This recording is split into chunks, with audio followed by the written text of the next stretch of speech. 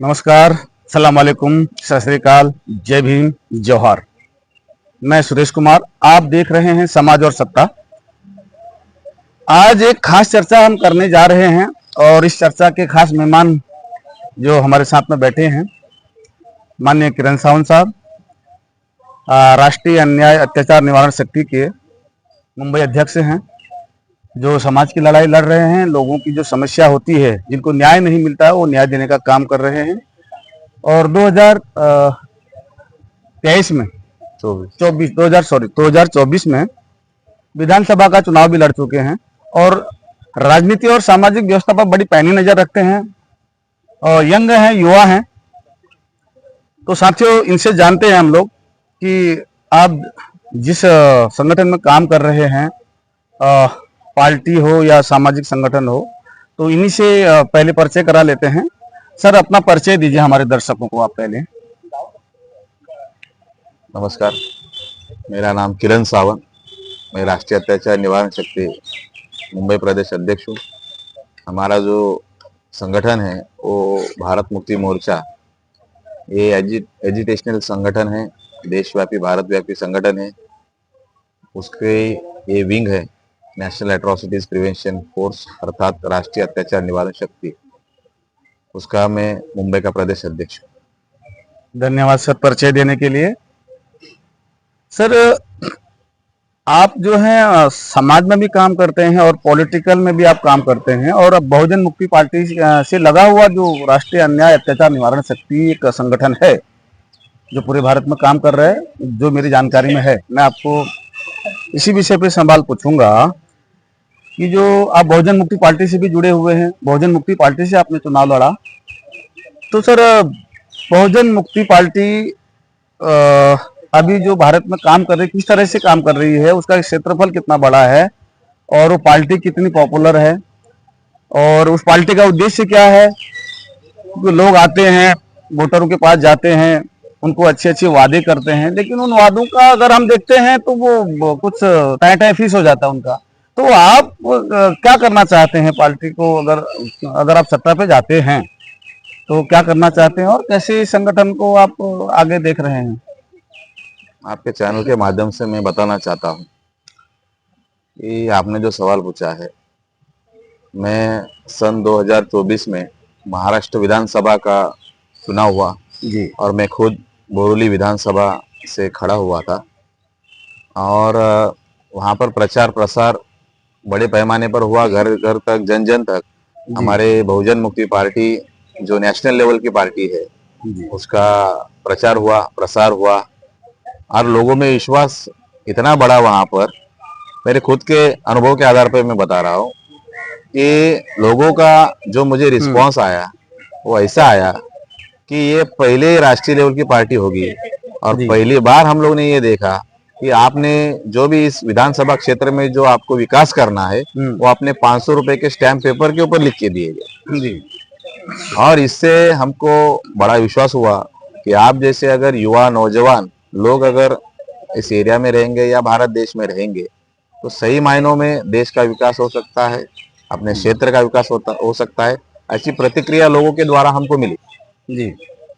तो यही हमारे लिए बहुत बड़ा कारण बना और उससे प्रेरणा मिली, और प्रेरणा मिलने के बाद हमने ये चुनाव नंबर 3 पोजीशन पे मैं आया जी। तो बहुत बड़ी हमारे लिए उपलब्धि है। और दूसरी बात ये है कि आपने क्षेत्रफल पूछा जी। हमारा जो बहुजन मुक्ति पार्टी ये जो है ये 32 राज्यों में 22,000 तहसीलों में 45,000 ब्लॉक में 2 लाख गांवों में हमारे पार्टी का क्षेत्रफल है। हमारे कब तकरीबन 1.5 लाख से 2 लाख सभासद है हमारे पार्टी में, और फुल टाइमर बहुत सारे हैं। और एकदम आश्चर्य करने वाली बात है कि जैसे हमारे 2013 में बहुजन मुक्ति पार्टी का उदय हुआ, उसी तुरंत 2014 में हम लोगों ने ज्यादा से ज्यादा लोकसभा की सीटें लड़ने वाली पार्टी हमारी बनी जी। तो ऐसा रिकॉर्ड उपलब्ध है जी। तो हमारा जो उद्देश्य है, आपने जो नेक्स्ट सवाल पूछा था कि आपका उद्देश्य क्या है आपके पार्टी का, जी।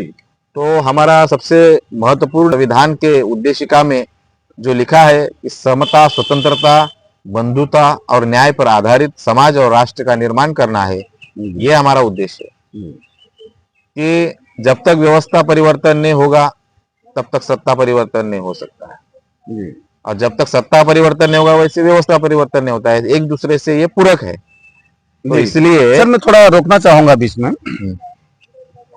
अभी आपके पास एक नगर सेवक नहीं है और एक भी आपके पास विधायक नहीं है और मेंबर ऑफ पार्लियामेंट भी नहीं है, तो आप किस आधार पे कह रहे हैं कि आपका इतना बड़ा संगठन है और कैसे आप इस पार्टी को राष्ट्रीय पार्टी मानते हैं, कैसे राष्ट्रीय पार्टी बनाने की कोशिश कर रहे हैं आप, उसके बारे में बताइए, क्योंकि आपके मुद्दे कहीं पर कोई है ही नहीं हमारे। आपको बताना चाहता हूँ कि हमारे जो मुद्दे हैं, ये जो मीडिया है जी ये मीडिया हमारे मुद्दे नहीं दिखा रही। जी हम जो राष्ट्रीय लेवल पर जो कार्य कर रहे हैं वो नहीं दिखा रहे, लेकिन आपके जैसे जो सोशल मीडिया में है वो ज्यादा से ज्यादा मात्रा पे ये हाईलाइट हो रहे मुद्दे हमारे। जी कि जैसे जो मुद्दे हम लोग ने राष्ट्रीय लेवल पर उठाए थे, आपको पता ही होगा जी कि ईवीएम का मुद्दा जी जी जो था जी वो हम लोग ने राष्ट्रीय लेवल पर उठाया।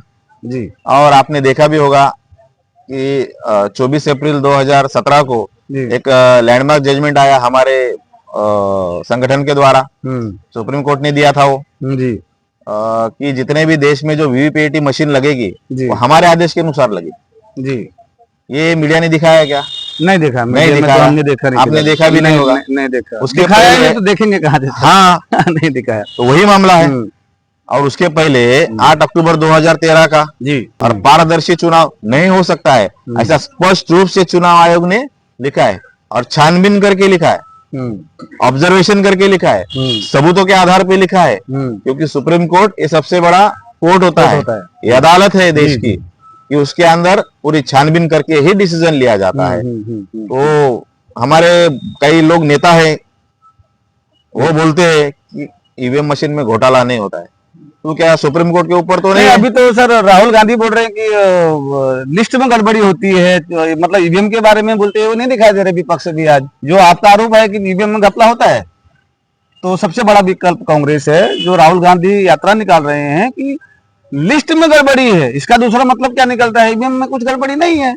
तो इसको किस तरह से देखते हैं आप? हाँ, आपको बताना चाहता हूँ उसके पहले ये जो अभी रैली निकाल रहे हैं या बहुत जोर जोर से बोल रहे हैं कि वोटर लिस्ट में गड़बड़ी है, वोटर लिस्ट में गड़बड़ी है, ईवीएम का मुद्दा नहीं निकाल रहे हो आप। देखते हाँ, होंगे, नहीं आप निकाल जो भी रहे। स्टेटमेंट देखा होगा उनका, हाँ, उसमें कुछ नहीं बोल रहे हैं। वोटर लिस्ट में गड़बड़ी होती है जी बराबर, लेकिन ईवीएम मशीन में नहीं होती। उसका दूसरा मतलब ये होता है जी हमको ईवीएम मशीन में गड़बड़ी होती है, वोटर लिस्ट तो बाद में आती है। ईवीएम मशीन अगर ट्रांसपेरेंट रहेगा, फ्री रहेगा, फेयर रहेगा, जी तो वोटर लिस्ट तो ऐसे तो बनी है, बनी है। हाँ, तो उसके द्वारा तो वोट होता ही है। होता ही है। हाँ, तो ईवीएम के मुद्दे को दबाने के लिए जो देश में ईवीएम का मुद्दा, जो महाराष्ट्र में जो चुनाव हुआ जी उसके 5:30-6 बजे के बाद 76 लाख वोट कैसे बढ़े, ये मुद्दा गर्मा गया था गर्मा पूरे गया। भारत में। उसको दबाने के लिए, उसको कुचलने के लिए उस मुद्दे को राहुल गांधी को खड़ा किया, ये हमारा स्पष्ट आरोप है। और वोट चोरी का वहां पर मामला खड़ा किया, बल्कि ईवीएम मशीन को दबाने का मामला किया, हाईलाइट नहीं किया गया, जानबूझ के नहीं हाईलाइट किया, ये मेरा स्पष्ट आरोप है। जी हाँ, तो ईवीएम मशीन ये बंद होनी चाहिए, ये हमारी राष्ट्रव्यापी मांग है। 2013 में हम लोग ने इसकी अर्थी निकाली थी पूरे देश भर में, बहुजन मुक्ति पार्टी के द्वारा। तो ये मुद्दा गर्मा गया था। इसके लिए ऐसे मामले अभी देशव्यापी, राष्ट्रव्यापी, भारतव्यापी ये ईवीएम मशीन का मुद्दा बन गया है। जी ये ईवीएम का जो मुद्दा है, ये ईवीएम का मुद्दा जो है वो हम लोग ने राष्ट्रव्यापी किया। जी ये तो राहुल गांधी तो अब बोल रहा है चलिए। ईवीएम मशीन में गड़बड़ी थी। तो उसके पहले अगर देखा जाए तो 2003 में और 2004 और 2009 में कांग्रेस ने घोटाला करके चुनाव जीता। जी लेकिन अभी बूम मार रहे, क्योंकि 2014 और 2019 में बीजेपी और कांग्रेस की मिली भगत हुई थी उसमें, कि आप मैंने 2 बार चुनाव जीता, आप भी 2 बार चुनाव जीतो। लेकिन अभी क्या हो गया, 2024 में अभी किसकी बारी है, वो मुद्दा 2024 में अभी कौन जीतेगा, ये मुद्दा आ गया है। तो उसके अंदर उनका समझौता नहीं हुआ। नहीं इसके लिए अभी राहुल गांधी चिल्ला रहा है कि वोट चोरी। अरे ईवीएम मशीन में गड़बड़ी है तो वोट चोरी का क्या मुद्दा निकाला है? ये हमारा मुद्दा है। हमारा मुद्दा है। हाँ, देशव्यापी हम लोग ने बनाया, हर घर घर तक जेल भरो आंदोलन किया, भारत बंद इस मुद्दे पर हम लोग ने किया, और जन जन तक, घर घर तक हमारे मुद्दे हैं। उसके बाद ओबीसी का मुद्दा भी निकाला। ओबीसी की जाति आधारित गिनती होनी चाहिए, ये हमारा राष्ट्रव्यापी मुद्दा है। जी ओबीसी हमारा बड़ा भाई है। 52% 1932 में उनकी आबादी थी, जी अभी तो बढ़ गई है। तो उनकी गिनती के लिए हम लोग जेल गए, जी 4-4 बार जेल गए, 4-4 बार भारत बंद करवाया, अनेक मोर्चे निकाले, अधिवेशन लिए, सारी चीजें ओबीसी समाज को जागृत करने के लिए हम लोग ने उठाए। अब राहुल गांधी उठा रहा है।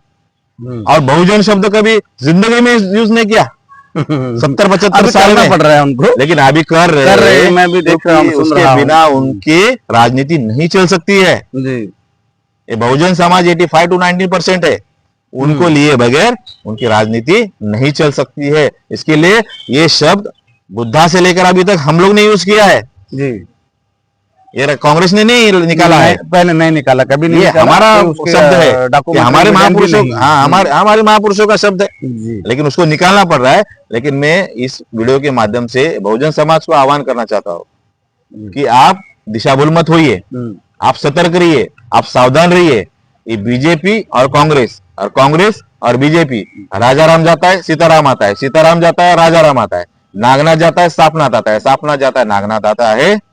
इसीलिए हमको उसकी दिशा भूलने होना, उनके आटे में फंसना बिल्कुल नहीं है। तो सावन साहब, नेक्स्ट में बहुजन मुक्ति पार्टी के बारे में जो आपने बताया, आप शासन करती जमात बनने का आपका जो प्रयास है, कैसे सफल हो सकता है? आप क्या कोशिश कर रहे हैं उसके लिए? शासन करती जमात, विश्व रत्न डॉक्टर बाबा साहब आम्बेडकर जी ने पहले ही कहा था कि जाओ अपने दीवारों पर जाकर लिख दो कि हमको आने वाले समय में इस देश की शासन करती जमात बननी है। तब तो हमारे पास दीवारें भी नहीं थी, घर था, खाली कूड़ा था, हम गांव के बाहर रहते थे, बराबर। तो उसके आधार पे बाबा साहब ने बोला था कि देश में हुक्मरान बनना है हमको। तो हम उसी को आधार बना के बहुजन मुक्ति पार्टी जो देशव्यापी पार्टी है, उसका भी यही एजेंडा है कि हम सारे बहुजन समाज को देश की शासन करती जमात बननी है। तो कैसे बननी है हमको? कि हमारे जो मुद्दे हैं, जैसे ईवीएम का हो, ओबीसी का हो, और महिलाओं के ऊपर अन्य अत्याचार का हो, झोपड़पट्टी पात्र का मुद्दा हो, जो भी राष्ट्रव्यापी मुद्दे हम लोग ने बने, विद्यार्थियों का हो, स्कॉलरशिप के संदर्भ में हो, SC/ST जो एट्रोसिटी एक्ट था उसके अंदर बदलाव हो गया था, उसके अंदर हम लोग ने आंदोलन किया, NRC NPR का मुद्दा, ये जो मुद्दे हैं राष्ट्रव्यापी, वो पार्लियामेंट में बोले जाते हैं। जी तो अगर हमारी जो भाषा है, हमारे जो मुद्दे वो अगर पार्लियामेंट में उठाए जाते, इसका मतलब हमने सामाजिक क्रांति की है।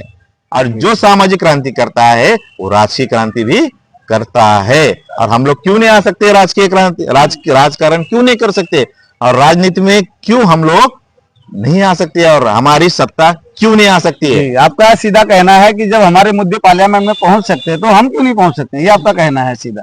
जैसे कि कांग्रेस देशव्यापी पार्टी है जी, वो बीजेपी देशव्यापी पार्टी है, तो सेम हमारी भी देशव्यापी पार्टी है जी लेकिन ये दोनों जो पार्टियां, ये ब्राह्मणों की पार्टियां है, जी और एकमात्र केवल देश की बहुजनों की जो पार्टी है बहुजन मुक्ति पार्टी है। इसके लिए वो भी आने वाले समय में पार्लियामेंट में आएगी, हुक्मरान पार्टी बनेगी, शासन करती जमात बनेगी। और अभी आप देख रहे होंगे कि विपक्ष है क्या? विपक्ष बचा है? जी नहीं। हाँ, जैसे मैंने पहले आपको बताया कि राजाराम जाता है सीताराम आता है, सीताराम जाता है राजाराम आता है, बराबर। देश में ब्राह्मण राज प्रस्तावित हो गया, इन्होंने निजीकरण लाया, कांग्रेस ने निजीकरण लाया, प्राइवेटाइजेशन लाया, लिबरलाइजेशन लाया, बीजेपी आके अमल बजावनी कर रही है, इंप्लीमेंट कर रही है। कौन सा दूसरा बदलाव ला रहे? देश में भूखमरी है, महंगाई है, बराबर। आदिवासियों का सेग्रीगेशन ज्यादा से ज्यादा हो रहा है, महिलाओं को अभी भी गुलाम बनाने का षड्यंत्र चालू है, ओबीसी समाज के ऊपर शुद्धत्व थोपने का कार्य अभी भी चालू है, अस्पृश्यता निर्माण हो गया, भेदभाव भी अभी भी निर्माण है। तो कौन सी आजादी है देश में? हमारे समाज अभी तक आजाद कहां हुआ है? तो हम एकमेव ऐसी पार्टी है कि देश में स्थानिक लेवल के भी मुद्दे हम लोग उठा रहे हैं।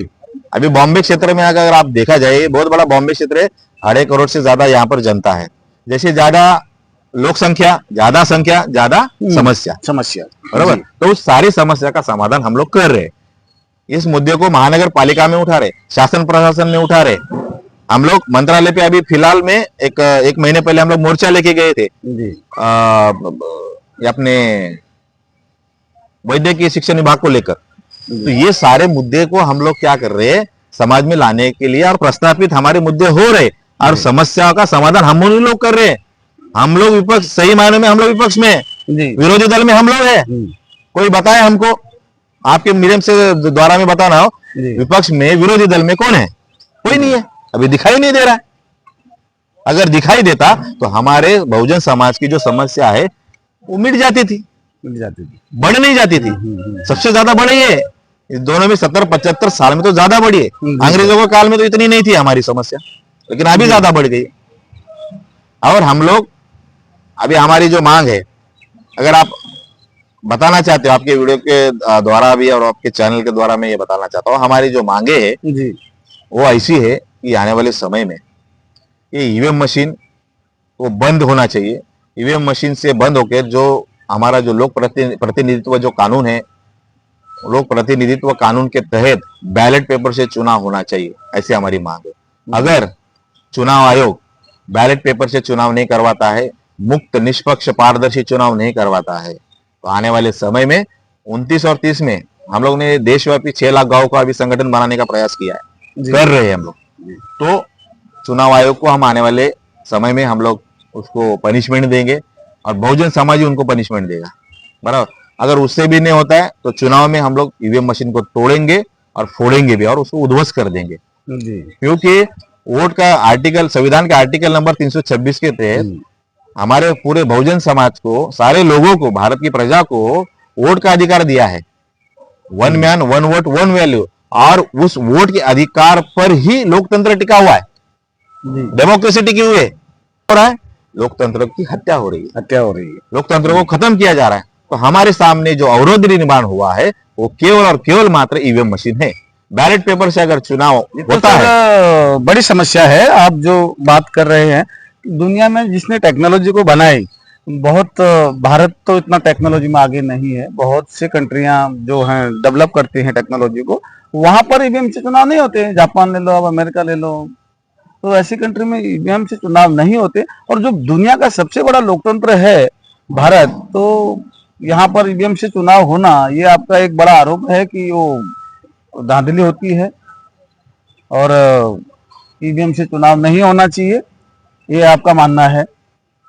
और साथियों, आज हमारे इस चर्चा में खास मेहमान माननीय किरण सावंत साहब थे, जो राष्ट्रीय अन्याय अत्याचार निवारण समिति के मुंबई अध्यक्ष हैं। तो आपने इनकी बात सुनी और इन्होंने अपने विचार रखे, और इन्होंने अपना बहुत कीमती समय हमें आज दिया। इसके लिए मैं किरण सावंत साहब का बहुत बहुत धन्यवाद करता हूं कि अपना महत्वपूर्ण समय निकाल के चर्चा में बैठे। और सभी दर्शकों से हम निवेदन करते हैं कि आपको हम समाज और सत्ता के माध्यम से जो समाज की सच्चाई है वो दिखाने का प्रयास करेंगे।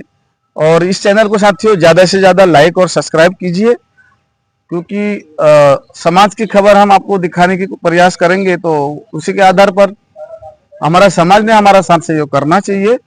इसी आशा और विश्वास के साथ आज आपसे विदा चाहते हैं। नमस्कार।